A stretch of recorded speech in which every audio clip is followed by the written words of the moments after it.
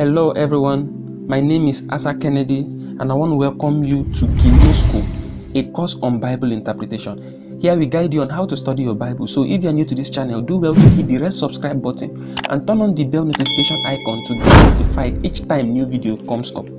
If you've not watched the previous video, hit the tab to go back to the previous video. 2 Timothy chapter 2 verse number 15. Study to show thyself approved unto God, a workman that needed not to be ashamed, rightly dividing the word of truth. In the last video, we showed how the word study is the word diligent. Why did Paul instruct Timothy to be diligent, to show himself approved unto God? The word approved is the word dokimos, the Greek word dokimos, which implies tested, tried.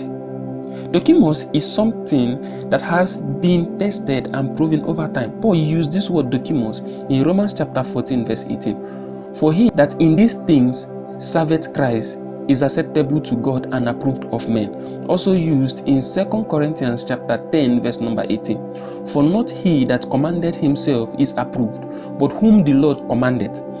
Apostle James also used the same word dokimos in James chapter 1 verse number 12. Blessed is the man that endureth temptation, for when he is tried, he shall receive the crown of life, which the Lord had promised to them that love him. That is the word tried. The minister of the gospel must show himself as someone who has been tested, acknowledged, and proven over time.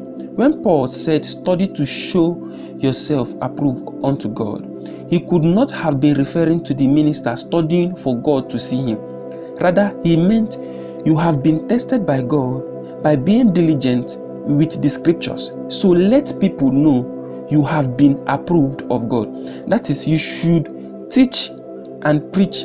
Let people know you understand the scriptures. So the focus here is how you can properly preach or teach. And for this to be done, you must rightly divide the word of truth. We will see this in the next video. Jesus also taught from the scriptures. Luke 24 verse 25 and 26.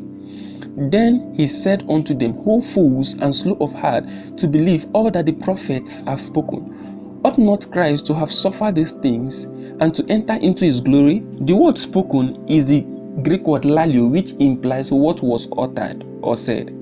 Jesus was referring to utterances, the prophecies of the scriptures. That's what Jesus referred to by the word spoken in 1 Peter chapter 1 verse number 10 and 11, of which salvation the prophets have inquired and searched diligently, who prophesied of the grace that should come unto you, searching what or what manner of time the Spirit of Christ which was in them did signify, which it testified beforehand the sufferings of Christ and the glory that should follow. Peter said that the prophet testified beforehand of the sufferings of Christ and the glory that should follow. Beforehand means to witness in advance. It is the Greek word promaturomai. The word prophesied was translated from the word prophetio, implies to foretell event. Hence, the prophets testified or uttered things that is to be fulfilled in dispensation to come. Look at verse 27 of Luke 24. And beginning at Moses and all the prophets, is expounded unto them in all the scriptures the things concerning himself. The word expounded was translated from the Greek word daimenoa. It is a compound word gotten from two words, da and harmonoa. That means thoroughly across, to the other side, while hermonoa implies to interpret, to explain, to translate, to give a meaning. So this implies to thoroughly explain or give meaning. Jesus explained across the scriptures things concerning himself. The word daimenoa is the opposite of having personal opinion or thought concerning the scriptures. This shows Bible interpretation is far above your personal thoughts and opinion. The explanation Jesus gave around the scriptures focused on himself. It focuses on himself, meaning he is the focus of the scriptures. We are to teach Christ out of the scriptures. He is the center point of the scriptures. If Jesus only taught the things concerning himself, then why will you teach or try to teach what is outside Christ? Now observe, Jesus also in verse 44, And he said unto them, These are the words which I spake unto you while I was yet with you, that all things must be fulfilled, which were written in the law of Moses, and in the prophets, and in the Psalms concerning me. The word fulfilled was not used by Jesus in the earlier verse 25 to 27, where we've just read.